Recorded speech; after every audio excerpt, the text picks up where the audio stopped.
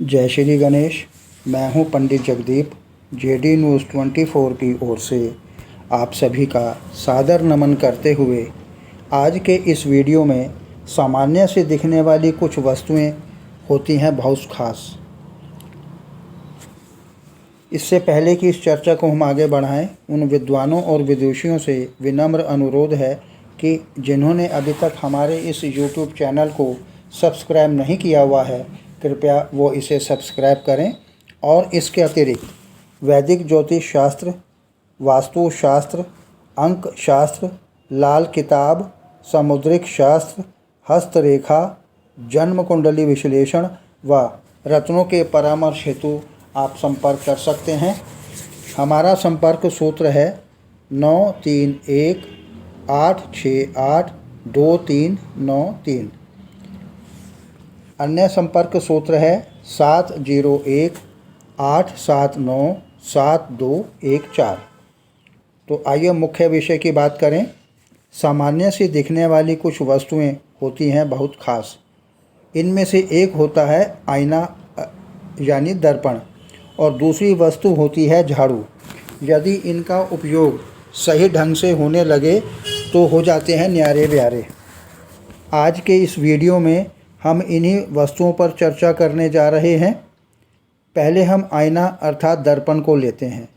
घर में इन स्थानों पर शीशा लगा हो तो इन स्थानों से हटा लें इसे। सभी घरों में आईना यानी दर्पण होता ही है। यह न सिर्फ घर की सजावट में ही अहम भूमिका निभाता है, बल्कि आपके व्यक्तित्व को भी निखारने में मदद करता है। लेकिन वास्तुशास्त्र में इसे रखने की एक सही दिशा भी निर्धारित की गई है। यदि सही दिशा में दर्पण नहीं रखा जाए तो आपको इससे नुकसान भी उठाने पड़ सकते हैं। ऐसा माना जाता है कि सही दिशा में ही सही चीज़ रखनी चाहिए। इससे घर में सुख, शांति और समृद्धि बनी रहती है। इसके अतिरिक्त बरकत भी आने लगती है।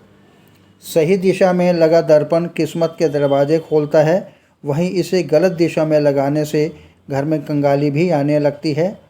वास्तुशास्त्र के अनुसार घर में दर्पण लगाते समय वास्तु से जुड़ी हुई कुछ विशेष बातों का ध्यान रखना चाहिए। वास्तुशास्त्र के अनुसार घर में दर्पण को सही दिशा में लगाना चाहिए। कभी भी पश्चिम या दक्षिण दिशा की दीवार पर नहीं लगाया जाना चाहिए। इन दिशाओं में शीशा लगाने से घर के सदस्यों पर नकारात्मक प्रभाव पड़ता है और घर में कलह, क्लेश या वैचारिक मतभेद बनने लगते हैं।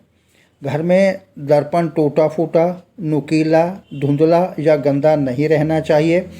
यदि ऐसा है तो आप तुरंत इस दर्पण को हटा दें। ऐसा दर्पण रखने से घर में कंगाली आती है और तरक्की भी रुकने लगती है। वास्तुशास्त्र के अनुसार घर के स्टोर रूम में भूलकर भी शीशा नहीं लगाया जाना चाहिए।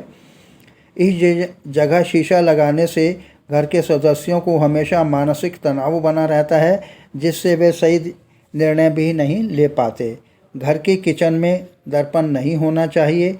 इससे निकलने वाली नकारात्मक ऊर्जा घर के सदस्यों के स्वास्थ्य पर बुरा प्रभाव डाल सकती है। शयन कक्ष में भूलकर भी दर्पण नहीं होना चाहिए। इससे बिस्तर पर प्रतिबंध नहीं दिखना चाहिए। इससे शयन कक्ष में लगे हुए दर्पण में स्वयं को देखने से भ्रम की स्थिति का सामना करना पड़ता है। अगर कोई विकल्प है तो दर्पण पर हल्के पर्दे का विकल्प लगाकर रखना चाहिए। घर के मुख्य द्वार पर शीशे को नहीं लगाया जाना चाहिए। मुख्य द्वार पर शीशा लगाने से घर में मां लक्ष्मी का आगमन नहीं हो पाता। मुख्य द्वार पर शीशा लगाने से उन्नति भी रुक जाती है। स्नानागार में पूर्व या उत्तर दिशा में शीशे को लगाया जाना चाहिए। इससे नकारात्मक ऊर्जा दूर होने लगती है। दर्पण लगाने के लिए पूर्व और उत्तर दिशा शुभ मानी जाती है। उत्तर दिशा धन के देवता भगवान कुबेर का केंद्र है।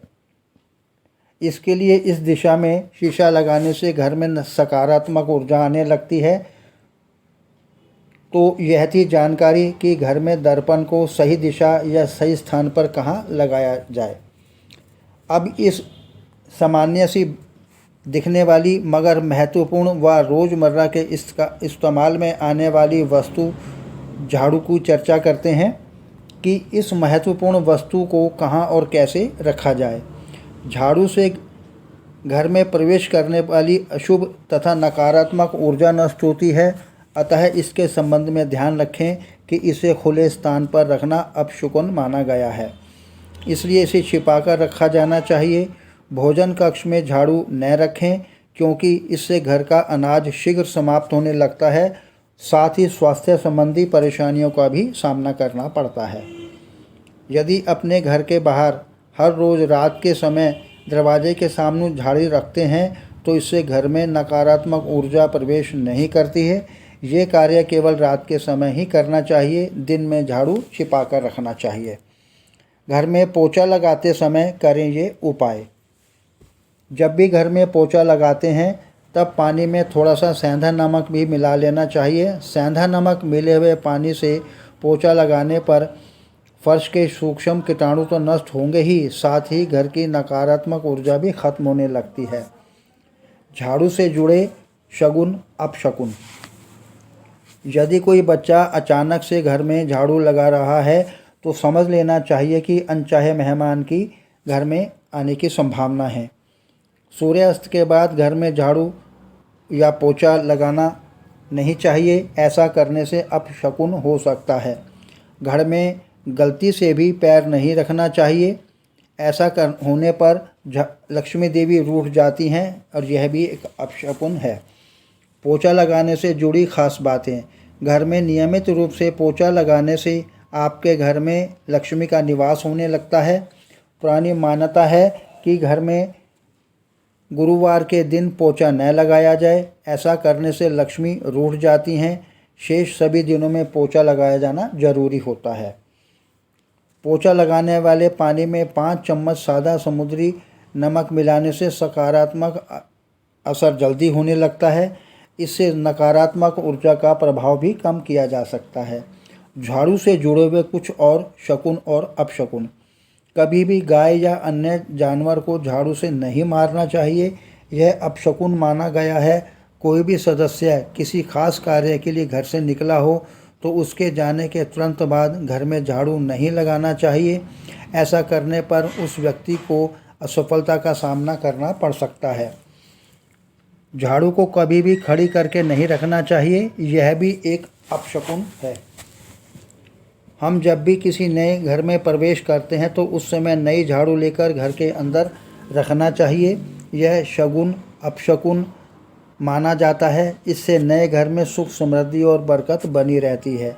हमेशा ध्यान रखें कि ठीक सूर्य अस्त के समय झाड़ू नहीं निकालना चाहिए, यह एक अपशकुन माना गया है। महालक्ष्मी की कृपा पाने के लिए यह करें उपाय। महालक्ष्मी जी की कृपा प्राप्त करने के लिए घर के आसपास किसी भी मंदिर में 3 झाड़ू रखकर आएं। यह पुराने समय से चली आ रही एक परंपरा है। पुराने समय में लोग अक्सर मंदिरों में झाड़ू दान किया करते थे। ध्यान रखें ये बात, मंदिर में झाड़ू सुबह ब्रह्म मुहूर्त में रखना चाहिए। यह काम किसी भी विशेष दिन करना चाहिए।